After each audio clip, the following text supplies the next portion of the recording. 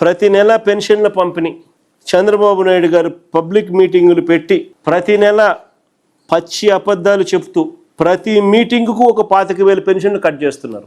ప్రతి మీటింగుకు ఒక 25,000 పెన్షన్లు కట్ చేస్తూ ఉన్నాడు. ప్రతి నెల పెన్షన్ల పంపిణీ అంటాడు, మీటింగ్ పెడతాడు ఏదో ఊర్లో, ఆ మీటింగ్ అయిపోయే లోపల 25,000 కట్. 2024 ఎన్నికల నాటికి మీ ముందర చూపిస్తా ఉన్నాను, చూడండి ఒకసారి, అందరు గమనించండి. 2024 ఎన్నికల నాటికి రాష్ట్రంలో ఉన్న పెన్షన్ల సంఖ్య, అంటే వైఎస్ఆర్సీపీ ప్రభుత్వ హయాంలో రాష్ట్రంలో 2024 ఎన్నికల నాటికి రాష్ట్రంలో పెన్షన్ల సంఖ్య 66,000. మార్చి 16న ఎన్నికల కోడ్ వచ్చింది. ఎన్నికల కోడ్ వచ్చిన తర్వాత వాళ్ళ చేతుల్లోకి వెళ్ళిపోయింది కాబట్టి మార్చ్ నాటి డేటా చూపిస్తా ఉన్నాను. వైఎస్ఆర్సీపీ చివరి నెల 66,34,372 పెన్షన్లు పంపిణీ చేసినాం.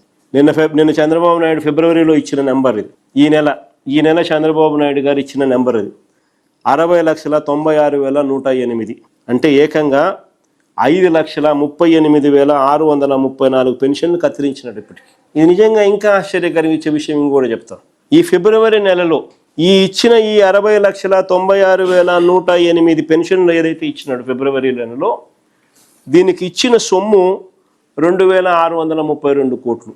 ఈ 2,632 కోట్లు ఫిబ్రవరిలో ఏదైతే ఇచ్చినాడో, ఈ 60,96,108 మందికి ఇచ్చినాడో, నువ్వు బడ్జెట్ పెట్టేటప్పుడు ఈ 2,632 కోట్లు, ఈ 60,96,108 మంది పెన్షన్లకు ఏదైతే నువ్వు 2,632 కోట్లు ఇచ్చినావో నెలకు, ఈ నెలకు ఫిబ్రవరిలో ఇచ్చింది ఇంటూ 12 వేసుకొని బడ్జెట్ పెడతావు, అంతే కదా. సో 2,632 కోట్లు ఇంటూ 12 నెలలు వేసుకుంటే ఏడాదికి 31,554 కోట్లు.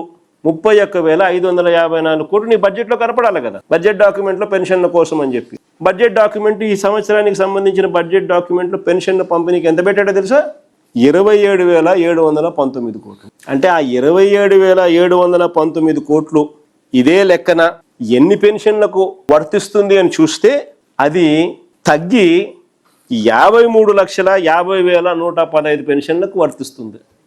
అంటే ఈ సంవత్సరం చంద్రబాబు నాయుడు గారు మరో 7,45,993 పెన్షన్లు కట్ చేయడానికి సిద్ధపడినాడు అని చెప్పకనే చెప్తున్నాడు.